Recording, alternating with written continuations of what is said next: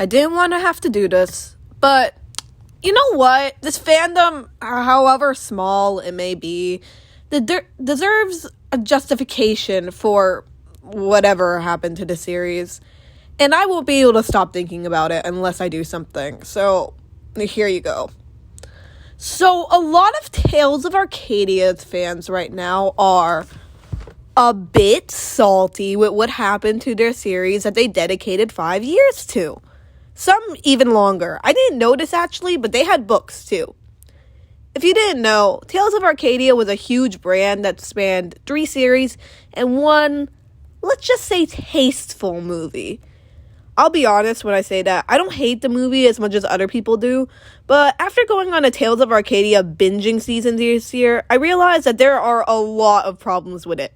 Some new, some old, and some that make me wonder what the creators were actually smoking to think that this was a good decision. So today, I will attempt to be solving the mystery of what went wrong with Tales of Arcadia. Or whatever I decide to call this video. So, back in 2016, Trollhunters had a pretty big cast of characters.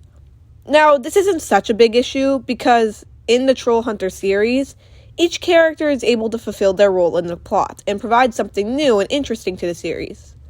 Then 3 Below came out. 3 Below is interesting in this regard because it uses some of the characters from Trollhunters, but it also adds a lot of new ones. And the show generally balances it out. And because the characters that they left back in Arcadia didn't really play much of a role in Trollhunters, and they were able to expand themselves in 3 Below. And the new characters in 3 Below were able to serve a new role and tell a story that they wanted to tell. And, okay, we'll come back to this one. But anyway, by the time we hit the movie, we have a huge amount of characters now. And this itself isn't a problem. Sure, it's harder, but there are many series that have a lot of characters in them, and in the end, they're able to balance it out well enough. If you have good writers, you can do this. But these aren't good writers. These are Tales of Arcadia writers. Although, mostly, we have a bunch of cool characters battling a common goal, they aren't really given much room to work with everything else going on. I think the most prominent case of this is Krell and Aja, because you don't really see them in most of the movie.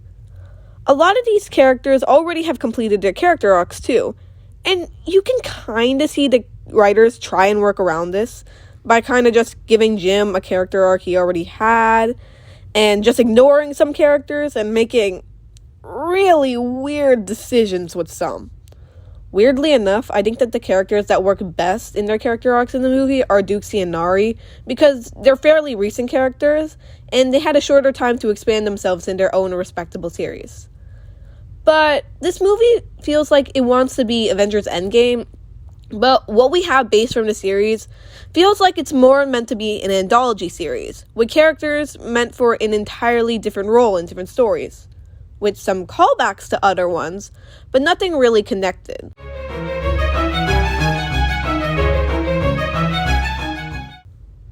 Okay, so in Trollhunters, we have a fairly decent amount of lore. Trollhunters have an amulet. Amulet gives them armor. They have to use it to protect Trollkind. Cool. Awesome.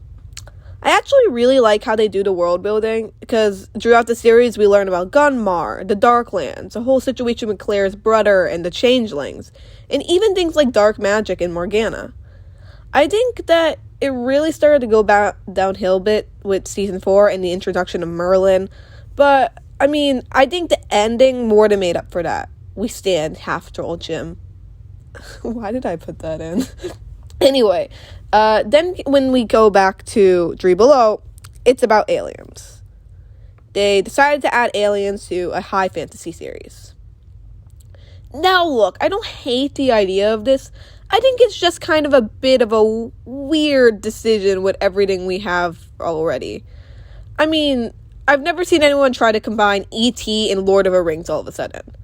I don't think the show did a bad job with it, but I think it could have been better if they made it closer to how a show like She-Ra handles its fantasy and magic, versus its space aspects. But then again, it's not really a big problem, especially compared to the other things we have in this list. Anyway, In terms of Dream Below, it definitely didn't have as much lore as Trollhunters did. And to be honest, it didn't really need it. Like, the show wasn't going to be a big world-building adventures like Trollhunters, because the show relied on its characters and how they acted to drive the plot forward. It had some lore, but it was relatively kept simple. I actually ultimately liked this decision because adding too much world building might have conflicted with the ones from Trollhunters.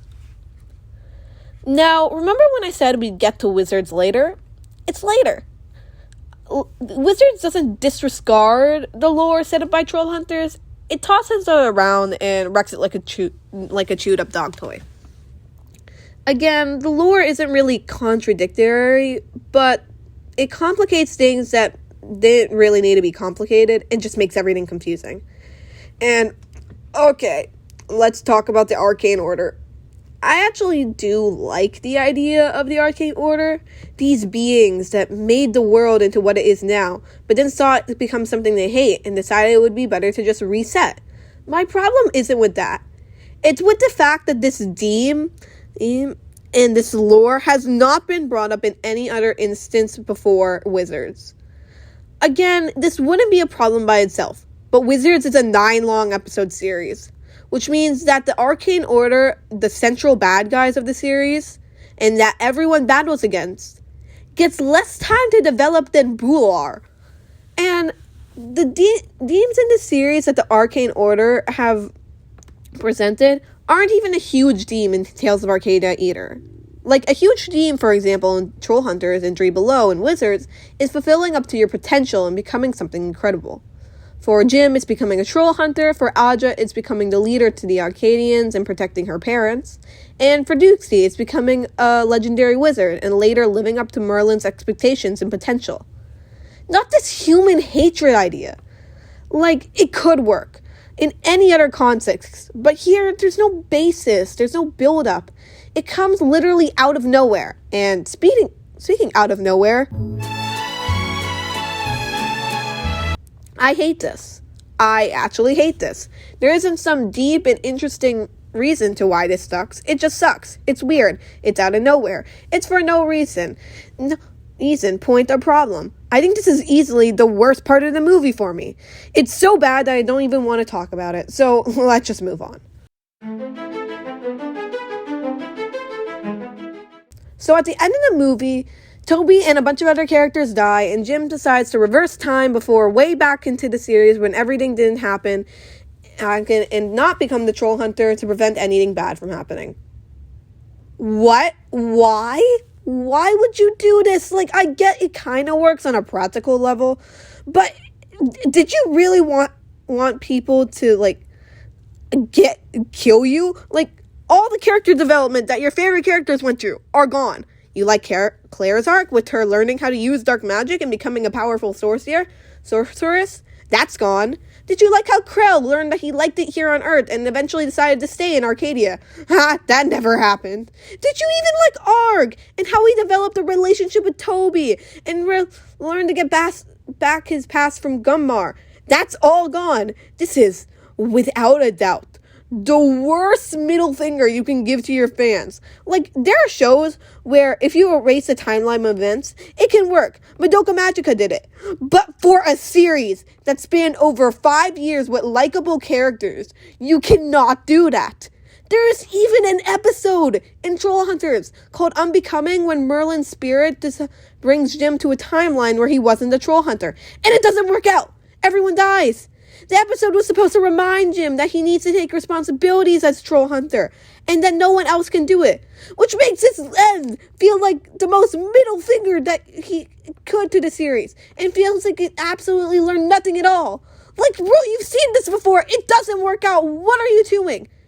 And, okay, the writer's justification for this is that we've lost so many allies and people, which, like, what? Like, I actually had another section of my script here that talked about the character deaths in Arcadia, but I cut it for time. But if you want to bring back characters that you killed in the movie, just don't kill them. It's as simple as that. Like, I didn't think character assassination was much of a problem that we needed to fix until the movie, because the Chosen go just killing off characters willy-nilly, and it felt like it was progressing the story. The movie definitely just killed off characters willy-nilly, and it's because of this ending they did that. And it seems like such a weird move. Like, it's so excessive. But if you wanted to just bring them all back, this was not the way to do it. So anyway, this movie ripped out my soul and decided to stomp all over it again and again. And I really hope this never happens to any other fandom in the world. But hey, at least there's fan fiction.